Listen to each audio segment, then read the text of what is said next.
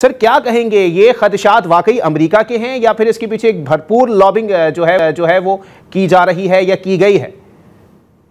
जी, बिस्मिल्लाहिर्रहमानिर्रहीम। देखें, दो बयानात आए हैं।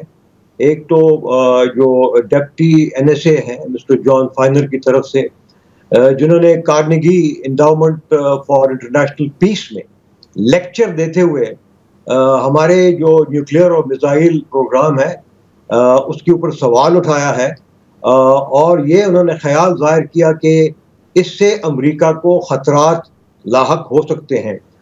मेरे ख्याल में उन्होंने शायद पाकिस्तान और अमेरिका के जो कैपेबिलिटीज़ हैं उनका मुआवजा नहीं किया।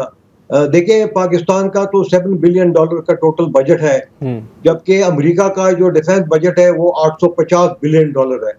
यानी 121 गुना ज़्यादा उनका डिफेंस बजट है। अमेरिका के पास हर किस्म के बैलिस्टिक मिसाइल, इंटरनेशनल ICBMs को फिजा में ही रोकने की कैपेबिलिटी जो है मौजूद है। तो मैं समझता हूँ कि उनका ये जो बयान है ये बिल्कुल हकीकत के ऊपर मबनी नहीं है, और उससे पाकिस्तान और अमेरिका के ताल्लुकात जो है उसके ऊपर मनफी असर पड़ा है। दरअसल जॉन फाइनर साहब को देखना चाहिए कि पाकिस्तान का जो प्रोग्राम है वो किस नौइयत का है। देखिए, मार्च 2022 में इंडिया ने एक ब्राह्मोस मिसाइल जो है वो पाकिस्तान की तरफ जो है उन्होंने दाग दिया था, और आपको मालूम है कि वो उससे कोई नुकसान नहीं हुआ। लेकिन ये एक बहुत ही गैर दानिशमंदाना कदम था, जिससे उस वक़्त जो है इंटरनेशनल फिजा में बहुत सारे जो एयरलाइनर्स थे उनको शदीद ख़तरात लाहक थे, और उनको तो उस वक़्त मेरे ख्याल में इंडिया के जो मिसाइल प्रोग्राम है उसके ऊपर कुछ ना कुछ सैंक्शन लगाने चाहिए थे, लेकिन उन्होंने नहीं किया। साथ ही देखें कि पाकिस्तान का जो प्रोग्राम है और उसका जो डिफेंस बजट है वो मुकम्मल तौर के ऊपर मदाफ़ियाना है, और पाकिस्तान की अमेरिका के साथ किसी किस्म की दुश्मनी नहीं है, जबकि इंडिया का जो प्रोग्राम है वो जारहाना है और बहुत ही गलत लोगों के हाथ में है। मैं बात करता हूँ कि वो जो बीजेपी के लोग हैं या RSS के या हिंदुत्व के मानने वाले लोग हैं, जो कि बार बार पाकिस्तान को धमकियाँ देते हैं और न्यूक्लियर और मिसाइल हथियारों से उसको जो है ना ख़तरात सामने खुलकर जो है उनके मिनिस्टर जो हैं वो देते हैं। तो उनको मेरे ख्याल में ये समझना चाहिए कि पाकिस्तान का ये जो मिसाइल और जो न्यूक्लियर प्रोग्राम है वो बिल्कुल डिफेंसिव है और इंडिया रिलेटेड है, और अगर किसी तरफ से भी पाकिस्तान के सलामती को खतरात दरपेश होते हैं तो इसके ऊपर जो है एक नेशनल कंसेंसस है, और ये भी कि अगर हमारे जो नेशनल सिक्योरिटी इंटरेस्ट को कोई खतरात आते हैं तो हमें भी हक हासिल है। जिस तरह US स्टेट डिपार्टमेंट के रिप्रेजेंटेटिव ने बताया कि जो उन्होंने इस वक्त पाकिस्तान के NDC के ऊपर और दो सिविल वेंडर्स के ऊपर जो पाबंदियां लगाई हैं, ये करना उनके जो है नेशनल इंटरेस्ट में है। तो हम समझते हैं कि हमारा जो प्रोग्राम है वो भी हमारे नेशनल इंटरेस्ट में है, और मेरे ख्याल में अमेरिका को या किसी और मुल्क को इसके ऊपर एतराज़ करने का हक नहीं है, और ना ही उसके ऊपर सैंक्शन लगाने का हक है। और मैं फॉरेन ऑफिस ने जो बयानात दिया है उनकी मैं मुकम्मल तौर पर मेरे ख्याल में उसको सपोर्ट करता हूँ। और आपने शुरू में जिस तरह कहा है, जनरल साहब फिर ये भी बता दें कि क्या हदफ जो है वो चाइना है, क्योंकि पिछले साल भी जो है वो इसी किस्म की पाबंदियां चाइना की उन कंपनीज पर लगाई गई थी जो पाकिस्तान की मिसाइल प्रोग्राम को जो है वो पार्ट्स वगैरह मुहैया कर रही थी।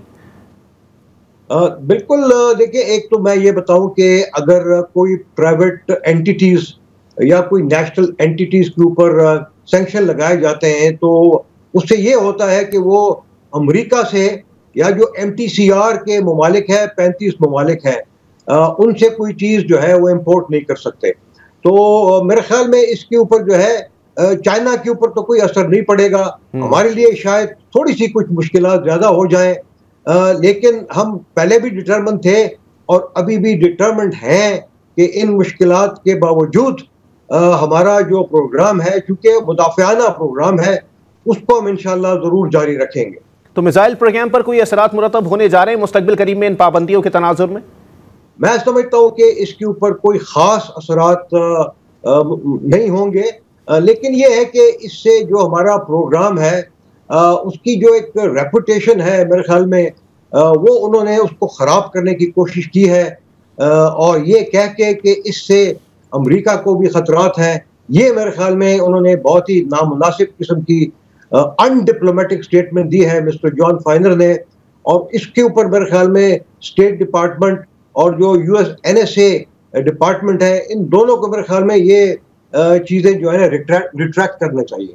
अच्छा जनरल साहब, ये भी बताइएगा कि अब हुकूमत के ऊपर भी एक भारी जिम्मेदारी आयद हो गई है। अब किस तरह से इस मामले को उठाया जा सकता है या प्रोटेस्ट किया जा सकता है हुकूमती सतह पर पाकिस्तान की जानिब से?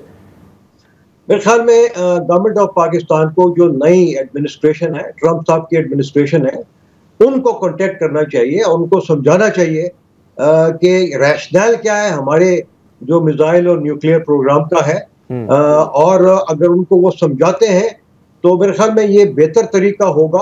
वहाँ पे जो हमारी एम्बेसडोरियल स्टाफ है यूनाइटेड स्टेट्स में, उनके ज़रिए से, यहाँ पे उनकी एम्बेसी के ज़रिए से मेरे ख्याल में उनके साथ अभी कांटेक्ट बढ़ाने चाहिए और उनके खदशात जो है दूर करने चाहिए।